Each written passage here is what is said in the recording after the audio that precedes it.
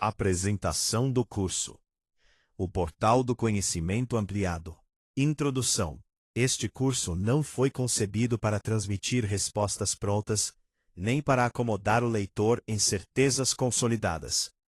Ele nasce da inquietação, da percepção de que o conhecimento humano, embora vasto e tecnicamente sofisticado, permanece incompleto quando ignora dimensões mais profundas da realidade. Vivemos uma era paradoxal. Nunca se produziu tanta informação, e raramente se refletiu tão pouco sobre o sentido último dessa informação. A ciência avançou extraordinariamente no domínio da matéria, da energia e da estrutura do universo visível. Contudo, permanece reticente, quando não hostil, diante das questões que envolvem consciência, finalidade, subjetividade e transcendência. Este curso propôs-se a atuar justamente nesse interstício, o espaço onde a ciência encontra seus limites metodológicos e onde a filosofia, a metafísica e as tradições espirituais começam a oferecer novas chaves interpretativas. O que este curso é? Este curso é um itinerário intelectual e consciencial, um convite à travessia. Aqui, ciência, filosofia e espiritualidade não são tratadas como campos rivais, mas como linguagens complementares, que descrevem diferentes aspectos de uma mesma realidade multifacetada. O curso reconhece o rigor científico como ferramenta indispensável, valoriza a filosofia como disciplina crítica e estruturante do pensamento, considera a dimensão espiritual como uma hipótese legítima de investigação da consciência e da realidade. Nada é imposto como dogma. Tudo é apresentado como campo de reflexão, análise e ampliação da percepção. O que este curso não é. Este curso não é um tratado religioso, um manual de crenças, um ataque à ciência, uma negação do método científico, uma coleção de afirmações místicas sem critério racional. Pelo contrário, ele parte do pressuposto de que a verdadeira ciência não teme perguntas profundas, e de que o pensamento crítico não se limita à negação, mas inclui a coragem de investigar o ainda desconhecido. A ideia de livro-portal. O conceito de livro-portal implica que cada aula não seja apenas informativa, mas transformadora. O leitor não é visto como um receptor passivo, mas como um participante ativo do processo de conhecimento.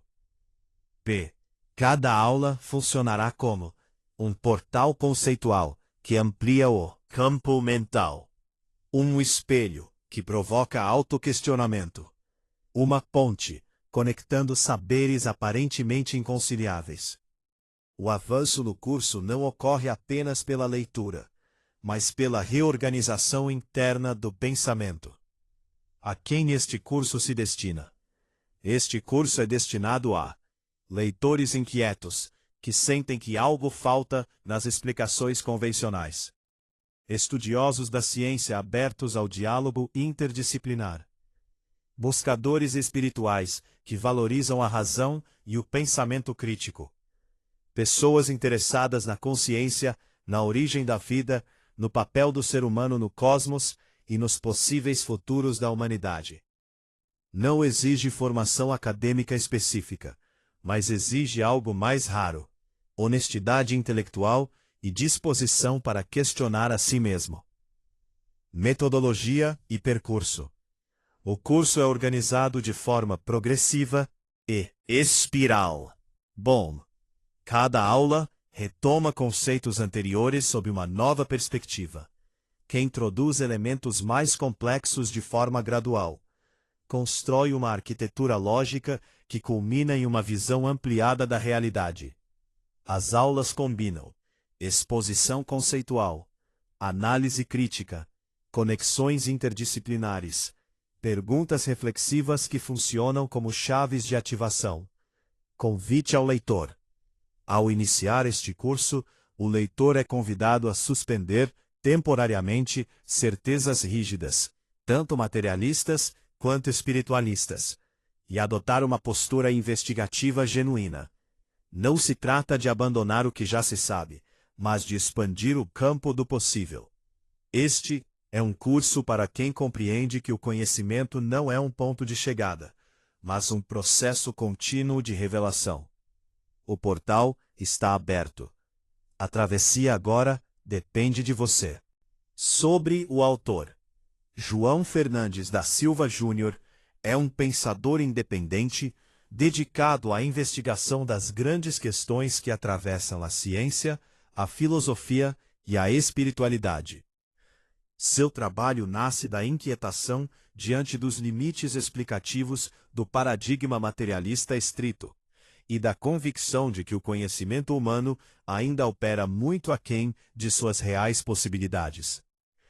Ao longo de sua trajetória intelectual, tem se dedicado ao estudo crítico da teoria da evolução, da cosmologia, da física moderna e das interfaces entre consciência e realidade, buscando integrar rigor racional com abertura metafísica. Sua escrita caracteriza-se por uma abordagem reflexiva, questionadora e interdisciplinar, voltada não à negação da ciência, mas à sua expansão conceitual. Autor de diversas obras publicadas, nas quais explora temas como evolução ampliada, propósito cósmico, crise do pensamento científico contemporâneo e o papel do ser humano na dinâmica universal. João Fernandes da Silva Júnior propõe uma leitura ousada do conhecimento, convidando o leitor a ultrapassar fronteiras epistemológicas consolidadas. Este curso sintetiza anos de reflexão, pesquisa e diálogo com diferentes tradições do saber, constituindo não apenas um conjunto de aulas, mas a expressão de um percurso intelectual comprometido com a busca honesta pela verdade, mesmo quando ela desafia consensos.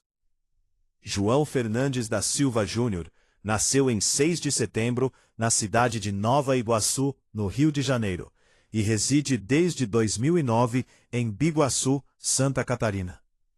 Desde muito jovem apresentou interesse pelo estudo da química e outras áreas da ciência. Já foi editor e fundador. Boletim GEPU Informe, 1972-1974, sobre temas ufológicos. Boletim Adriac, 1975, temas espíritas e ufológicos. Boletim Memphis, 1998, temas ufológicos. Jornal O Correio, 1999, temática espírita. Jornal Ciência Espírita, 2000, temática espírita. Revista Ano Luz, 2009-2010, temas diversos. Foi um dos fundadores do GEPU, Grupo Espírita de Pesquisa Ufológica, em 1971, e do NECIESP, Núcleo de Estudos Científicos do Espiritismo, em 1982. Escreveu semanalmente um artigo intitulado Cultura e Espiritismo, em 2013, no jornal Biguaçu em Foco. Casado desde 2009 com Kátia L. Pereira, e tem 2 filhos, de casamentos anteriores, João Carlos Fernandes dos Santos Silva e Joane Fernandes da Silva. Com Kátia L. Pereira, escreveu, entre outros, os Romances, As Aventuras de Queno Iguará, vencedor de um concurso na ALESC, Assembleia Legislativa de Santa Catarina, em 2010. Outro romance foi O Preço de uma Traição, vencedor do concurso Saia da Gaveta, da editora Petit, em 2014. E ainda há o romance Sempre Te Amarei, da Mundo Maior Editora, em 2014. Outros romances foram publicados pela Amazon. As principais atividades desenvolvidas pelo autor, agora, estão ligadas às áreas de pesquisa e de divulgação doutrinária. Junto com o ex-presidente da Mocidade Espírita André Luiz, Paulo José das Chagas Machado, desencarnado em 1997, criou, Movimento Renascer, 1994-1995. Visita Fraterna, 1995. Tarde Fraterna, em 1996, no Grupo Espírita Barão de Cotegipe, em Nova Iguaçu, no Rio de Janeiro. Participou do Movimento Amar, Associação das Mocidades Allan-Kardecistas em Regeneração, criado por seu amigo Marco Antônio Vieira, 1994. Junto com Mauri Modesto, reestruturou o Programa de Estudos da Palestra da Vida em 1994, no Grupo Espírita Barão de Cotegipe, e criou o jornal O Correio, 1999. Participou do Grupo Espírita da Fraternidade Irmã Sheila, em Nova Iguaçu, de 1988 até 2008. Iniciou no Espiritismo, com a ajuda do grande amigo, desencarnado, Eugênio Beauvalet, presidente do Grupo Espírita Pioneiros da Verdade, em Nova Iguaçu, no Rio de Janeiro, em 1968. Atuou como palestrante no curso de médiuns, realizado na antiga USERJ, em Niterói, em 1995. Foi membro do Conselho Superior do Grupo Espírita da Fraternidade Irmã Sheila, 1988-1996. Grupo Espírita da Fraternidade Irmão José, em Barra de Guaratiba, no Rio de Janeiro, entre 1994 e 1995. Grupo Espírita da Fraternidade Meu Reino Não É Deste Mundo, na Ilha de Guaratiba, no Rio de Janeiro, em 1995. Poliglota, fala inglês, francês, espanhol, italiano e esperanto. Traduz um livro de trigueirinho para o esperanto. Presentemente, está envolvido com a divulgação de temas científicos relacionados ao espiritismo, no canal Aprendizado Constante, no YouTube. Também está envolvido com a gravação de músicas instrumentais de sua autoria. É compositor, arranjador e produtor musical. Junto com sua esposa, Kátia, desenvolveu projetos diversos, como a criação do roteiro para o curta-metragem O Morto do Serrote, que concorreu ao Prêmio Armando Carreirão 2010, patrocinado pelo Funcine e pela Prefeitura Municipal de Florianópolis.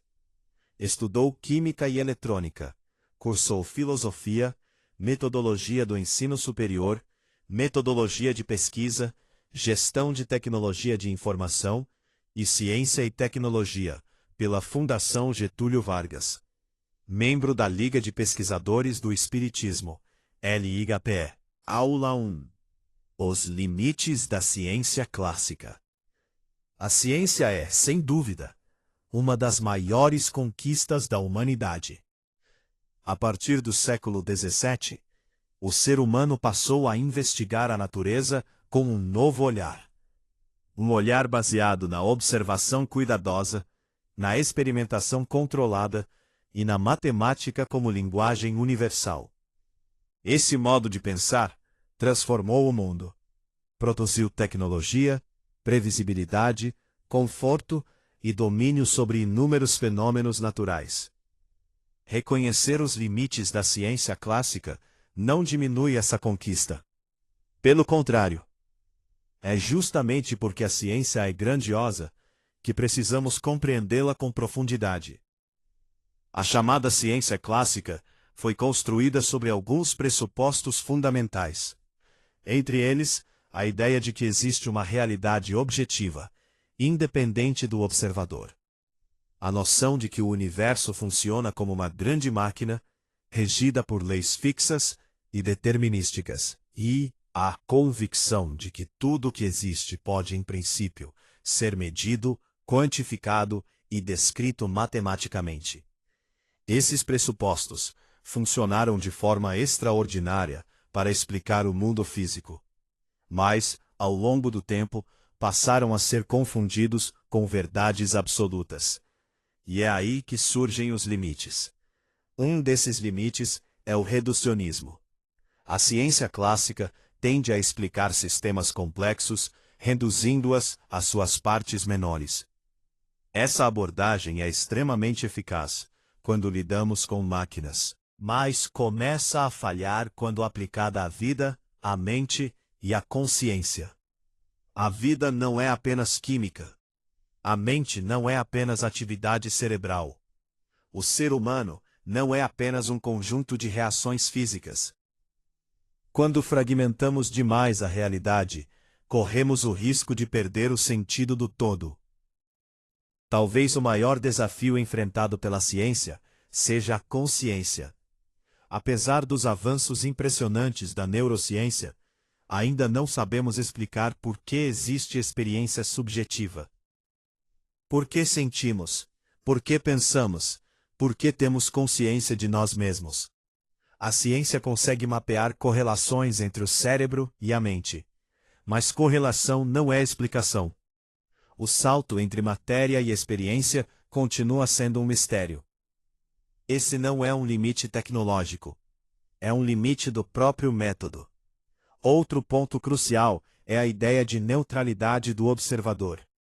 Durante muito tempo, acreditou-se que o cientista podia observar a realidade sem interferir nela. A física moderna mostrou que isso não é verdade. Em certos níveis da natureza, observar é interagir. Medir é modificar.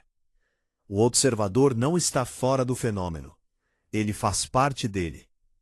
Esse princípio não se limita à física.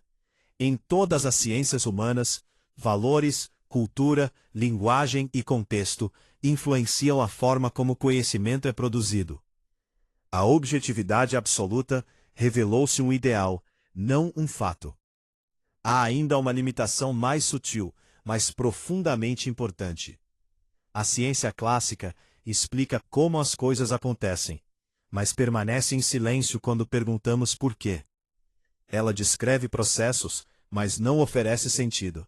Mede fenômenos, mas não define valores. Explica mecanismos, mas não aborda finalidade. Essas questões foram excluídas do método científico para garantir precisão. No entanto, ao serem excluídas do método, acabaram sendo excluídas do debate cultural. O resultado é uma civilização altamente informada, mas muitas vezes existencialmente desorientada. Quando a ciência ultrapassa seu campo legítimo e afirma que apenas o que pode ser medido existe, ela deixa de ser ciência e se transforma em ideologia. Esse fenômeno é conhecido como cientificismo. Reconhecer os limites da ciência clássica não é rejeitá-la, é protegê-la. É impedir que uma ferramenta poderosa se transforme em uma visão estreita da realidade. Esta aula não propõe o abandono da ciência, mas sua ampliação. Se a ciência clássica nos ensinou a medir o mundo, talvez o próximo passo seja aprender a compreendê-lo em profundidade. Nos próximos encontros, exploraremos novos paradigmas e novas possibilidades de integração entre ciência, filosofia e consciência. O portal foi aberto. A travessia apenas começou. Perguntas portal para reflexão. A realidade é apenas aquilo que pode ser medido? A consciência é um produto da matéria ou um princípio fundamental? O método define o que pode ser conhecido? O que acontece quando confundimos ferramenta com verdade absoluta? Aula 2. A crise epistemológica. Toda grande transformação no conhecimento humano nasce de uma crise. A crise não é o fim do saber. É o momento em que os antigos mapas deixam de funcionar. Chamamos de crise epistemológica o período em que os fundamentos do conhecimento vigente começam a ser questionados. Não apenas teorias isoladas, mas os próprios critérios que definem o que é verdade, o que é prova e o que pode ser considerado conhecimento legítimo. É exatamente esse momento que vivemos. Durante séculos, a ciência operou com uma confiança quase absoluta em seus próprios métodos. O sucesso tecnológico reforçou a crença de que o modelo científico dominante seria suficiente para explicar, mais cedo ou mais tarde, toda a realidade. No entanto, à medida que o conhecimento avançou, surgiram fenômenos que não se encaixam confortavelmente nos paradigmas clássicos. A crise começa quando as respostas deixam de satisfazer e as perguntas se multiplicam. Um dos sinais mais claros dessa crise é a fragmentação do saber. O conhecimento humano tornou-se altamente especializado. Cada área aprofunda-se em seu próprio território, desenvolvendo linguagens técnicas quase incomunicáveis entre si. O especialista sabe cada vez mais sobre cada vez menos. Perde-se, assim, a visão de conjunto. Essa fragmentação não é apenas acadêmica. Ela reflete uma dificuldade mais profunda. A incapacidade de integrar os múltiplos níveis da realidade em uma narrativa coerente. Outro aspecto central da crise epistemológica é o esgotamento do paradigma materialista estrito. Ao reduzir a realidade ao que é mensurável, esse paradigma enfrenta impasses ao lidar com a consciência, a subjetividade, o significado, a experiência interior e os valores humanos. Quando o método não consegue acessar o fenômeno, tende-se a negar o próprio fenômeno. E negar não é explicar. A crise também se manifesta na relação entre observador e realidade. Hoje sabemos que o conhecimento não é o espelho neutro do mundo. Ele é construído a partir de modelos, pressupostos, linguagens e contextos históricos. Toda observação carrega uma interpretação. Isso não significa que tudo seja relativo ou ilusório. Significa que o conhecimento é sempre situado. A pretensão de uma verdade totalmente descontextualizada revela-se insustentável. Surge então uma pergunta desconfortável. Se nossos critérios de verdade são históricos, culturais e metodológicos, o que significa conhecer? Essa pergunta não invalida o conhecimento científico. Ela o humaniza. A crise epistemológica também é uma crise de sentido.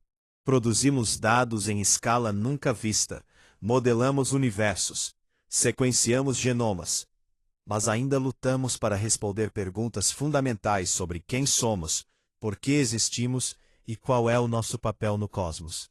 O saber cresce, o sentido nem sempre acompanha. É nesse cenário que emergem novas propostas epistemológicas.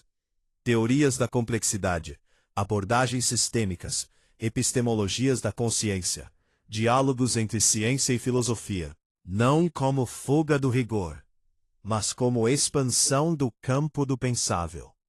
A crise não exige menos ciência. Exige uma ciência mais consciente de seus próprios limites. Toda crise carrega um potencial de renascimento. Quando os velhos paradigmas se mostram insuficientes, abre-se espaço para novas sínteses, para novas perguntas, para novos modos de compreender a realidade. A crise epistemológica não é um sinal de fracasso do conhecimento humano. É um convite à sua maturidade. Nos próximos encontros, exploraremos os novos paradigmas que emergem desse momento histórico. Paradigmas que não negam a ciência, mas a conduzem a um diálogo mais profundo com a consciência, o significado e a totalidade do real. O questionamento continua, e o portal se aprofunda. Durante séculos, o universo foi compreendido como uma máquina perfeitamente previsível. Se conhecêssemos todas as forças e todas as posições, poderíamos prever o futuro com exatidão absoluta. Essa era a promessa do determinismo clássico. O mundo newtoniano funcionava como um relógio cósmico. Causa e efeito obedeciam a uma lógica rígida. O acaso era apenas ignorância temporária. Mas essa visão começou a ruir no século XX. A física moderna revelou algo perturbador. Em níveis fundamentais da realidade, o universo não se comporta de maneira determinística. A mecânica quântica mostrou que não podemos prever eventos individuais. apenas probabilidades. Partículas não possuem propriedades bem definidas antes da observação. O futuro deixa de ser uma linha fixa e passa a ser um campo de possibilidades. Não se trata de falha experimental. Trata-se de um limite ontológico. Além disso, a teoria do caos revelou que até sistemas determinísticos podem ser imprevisíveis. Pequenas variações iniciais produzem consequências gigantescas. O controle absoluto torna-se impossível. O universo revela-se sensível, instável, criativo. O determinismo clássico não desaparece. Ele se mostra insuficiente. Esse colapso do determinismo não é apenas físico. Ele atinge a própria imagem que temos da realidade e do ser humano. Se o universo não é um mecanismo fechado, então talvez a consciência não seja um acidente irrelevante. Se o universo não é totalmente determinado, surge uma pergunta inevitável: qual é o papel da consciência na realidade? Durante muito tempo, a consciência foi tratada como um subproduto da matéria, um efeito colateral sem poder causal real. Algo que acontece, mas não interfere. A física moderna e as ciências da mente começam a questionar essa visão. Na mecânica quântica, o ato de observar não é neutro. A medição participa do fenômeno. A realidade não se apresenta totalmente definida antes da interação com o observador. Isso não significa que a mente cria o mundo de forma fantasiosa. Significa que realidade e consciência não são completamente separáveis. A consciência permanece o maior mistério científico. Podemos descrever o cérebro. Podemos medir impulsos neurais. Mas não conseguimos explicar por que existe experiência subjetiva. Por que existe um eu? Esse mistério sugere que a consciência pode não ser apenas um produto tardio da evolução, mas um elemento fundamental da realidade. Talvez o universo não seja apenas matéria em movimento, mas experiência em manifestação. Essa possibilidade não nega a ciência. Ela amplia suas fronteiras e nos conduz inevitavelmente à necessidade de novos paradigmas. Quando os antigos modelos deixam de explicar o mundo, surgem novos paradigmas. Hoje, vivemos uma transição histórica no conhecimento humano. A visão fragmentada cede espaço a abordagens sistêmicas. A simplicidade cede lugar à complexidade. A separação rígida entre sujeito e objeto começa a dissolver-se. A ciência da complexidade mostra que o todo não pode ser reduzido às partes. Sistemas vivos exibem propriedades emergentes. A realidade torna-se relacional. Novas epistemologias reconhecem que conhecer não é apenas medir, é interpretar, integrar, compreender. A consciência deixa de ser excluída do processo de conhecimento e passa a ser parte dele. Esses novos paradigmas não substituem a ciência clássica. Eles a incluem, a transcendem e a reorganizam. O conhecimento deixa de ser apenas explicativo e torna-se também significativo. O ser humano deixa de ser um espectador acidental e passa a ser um participante do cosmos. Estamos diante de uma mudança civilizatória silenciosa. Uma ciência mais humilde, uma razão mais ampla, um saber que reconhece seus limites e, por isso mesmo, se torna mais profundo. O portal agora está plenamente aberto e a travessia continua. Aula 3. A emergência da consciência. Entre todos os fenômenos do universo conhecido, talvez nenhum seja tão intrigante quanto a consciência. O universo produziu estrelas, galáxias, planetas, vida, e em algum ponto desse longo processo evolutivo, passou a perceber a si mesmo. A consciência surge como um enigma no coração da realidade. Durante muito tempo, a ciência tratou a consciência como o efeito colateral da matéria, um subproduto da complexidade cerebral, algo que aparece quando neurônios suficientes se conectam de forma adequada. Essa explicação, embora elegante, deixa perguntas fundamentais sem resposta. Por que existe experiência subjetiva? Por que existe um ponto de vista interno? Por que não somos apenas autômatos biológicos? A ideia de emergência tenta responder a essas questões. Segundo essa abordagem, a consciência não estaria presente nos elementos básicos da matéria, mas emergiria quando os sistemas atingem determinado nível de complexidade, integração e organização. Assim como a fluidez emerge da interação entre moléculas de água, a consciência emergiria da interação entre neurônios. Mas aqui surge um problema crucial. A fluidez pode ser explicada inteiramente em termos físicos. A experiência subjetiva, não. Esse é o chamado problema difícil da consciência. Podemos explicar funções cognitivas, comportamentos e processos neurais, mas não conseguimos explicar por que esses processos são acompanhados por experiência interior. A emergência explica quando a consciência aparece, mas não explica por que ela existe. Diante desse impasse, surgem diferentes interpretações. Alguns defendem que a consciência é uma ilusão gerada pelo cérebro. Outros propõem que ela é uma propriedade fundamental da realidade, assim como espaço, tempo e energia. Há ainda abordagens que sugerem que a consciência não apenas emerge no universo, mas que o universo emerge na consciência. Essas ideias, embora controversas, indicam que estamos diante de um fenômeno que desafia os modelos tradicionais. A emergência da consciência pode ser compreendida não como um acidente cósmico, mas como um marco evolutivo. A matéria organiza-se, a vida surge, a mente aparece, e por fim, a consciência reflexiva se manifesta. Cada etapa não elimina a anterior, ela a transcende. Se a consciência é emergente, então o universo não é indiferente.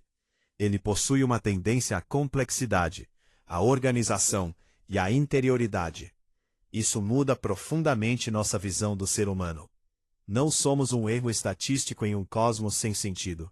Somos a expressão consciente de um processo cósmico, em evolução. A emergência da consciência não encerra o mistério. Ela o aprofunda.